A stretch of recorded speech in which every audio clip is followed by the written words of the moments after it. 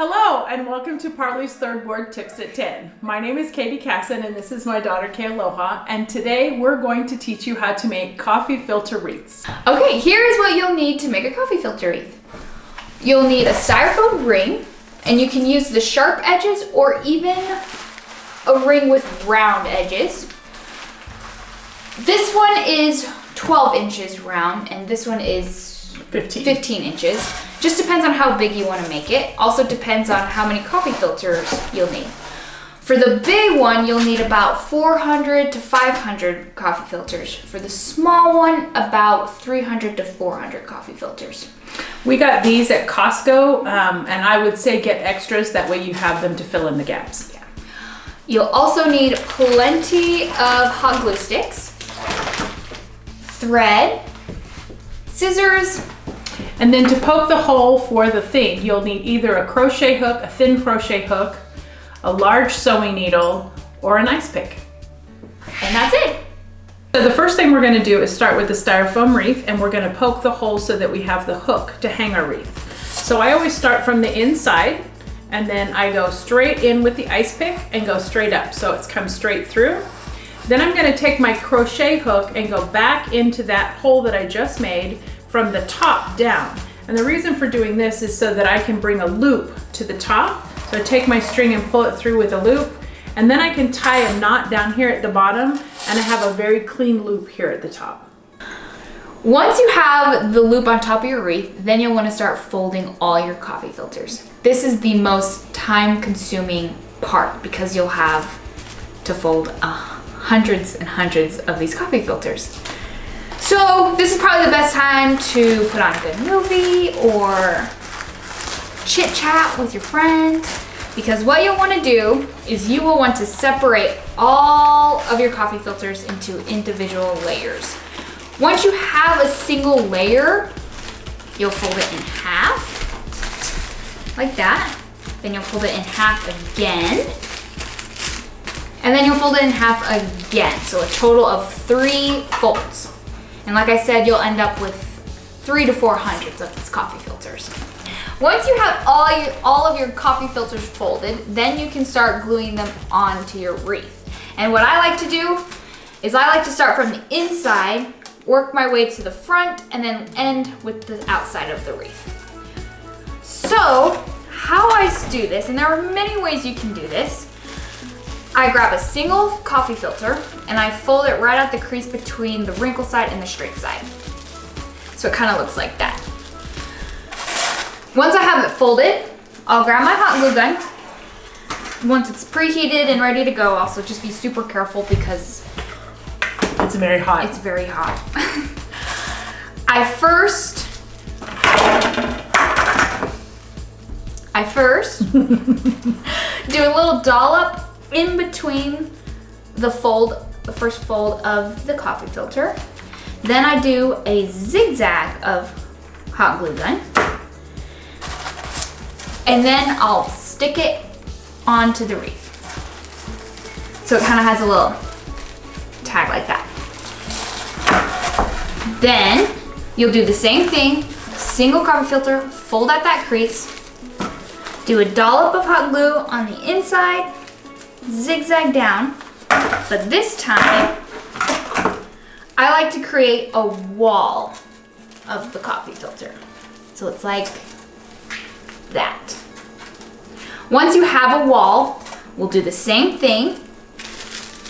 Single coffee filter, fold at the crease, little dollop inside, zigzag down, but this time we're gonna make a square out of the coffee filters. So I'll stick it on top of my other one, like that. Then we'll keep doing this until we have a complete square. Once you have your box, it'll look kind of like this. It will be floppy to begin with, but once you start filling it in, it'll start holding itself together. You'll take another single coffee filter, but instead of folding at that crease, you'll just do a slight rip. Once you have your ripped edge, you'll hot glue just like 3 little zigzags across. and then you'll stick it on the inside of that square. You don't have to be too exact because we'll trim the whole wreath at the end. You'll take your ripped hot glue, just that edge, and stick it down. You'll do that until the whole square is filled. Okay, so once you have one square done, we can show you how to do another square. This time, instead of ripping, you'll do the fold again. So you'll fold the single, dollop in the middle. So you're gonna make another box. Yeah, zigzag down. Just right next to the other box.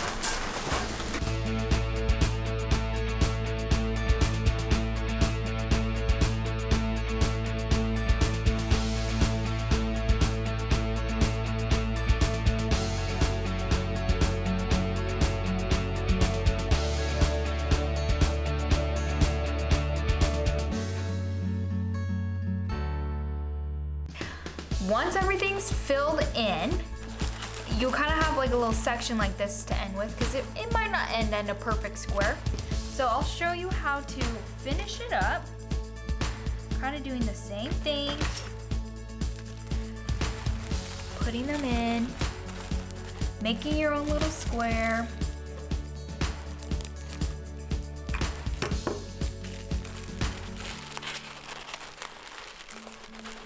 And then getting your torn pieces, filling it in.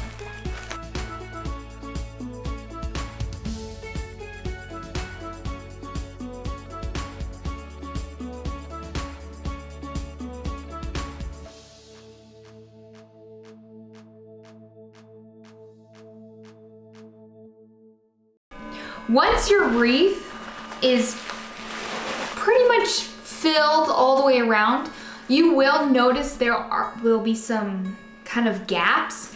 And so what we'll do to finish it off is fill in those gaps. And how I do it, instead of just folding, I will just do the tear and find those holes and fill them in. Anywhere that needs a little extra fluff or fill. Remembering that you can make it as full or unfull as you choose, so it's really up to you. I like it full, so you want to find all the little gaps so that you can kind of fill it in and make it all fluffy. So once you get all of the hot glue gun string off, you can either keep it like this and have it look kind of rigid and wild, fluffy, or you can grab your scissors and kind of at an eye level, go ahead and just trim if you want a smoother look. Kind of like when you trim bushes to make them a shape. It's exactly like that. And that's all up to you if you want to, depending on what kind of look you want to go for. So the final part of finishing off your coffee wreath is the ribbons. That is the most exciting part because then you actually get to show your own flair and your own style. You can change it out based on the seasons. You can change it out based on the colors that you're putting in your home, if it's indoors or outdoors. So you can do a lot of variety. Kealoha likes to do a lot of different textures, and so she likes to use fabric, and sometimes I just use ribbons. We can use cording. We can use pretty much anything that you have around the house. So if you're gonna do fabric, what I like to do to add a little variety is get different widths of fabric and ribbon. So the easiest way for fabric is to just cut whatever width you want, just a little sliver, and then tearing it. Kind of adds a little rustic flair, I think. Just like that. And the ribbons can be different lengths, different sizes, depends on whether you want the ribbons to hang all the way down past it or if you want them just to hang right here to the side. So then we're going to take all these ribbons. We've decided to do some kind of a spring mix for the front door. And so we're going to take all of our different lengths and gather them in the center, and then we'll tie it off. And then to attach this to this wreath, there are two different ways you can do it. You can either tie the ribbon you tied all your ribbons with to the loop itself, or you can grab a little push pin and just push the pin all the way into the wreath itself. As you can see, you have all different options and different styles. You've seen a couple hanging around the room. That is our little demonstration. So thank you for joining us for this quick 10, and we hope you have a good time. If you have any questions, feel free to give me a call. My number is in the directory. Have a great day. Thanks for joining us. Thanks.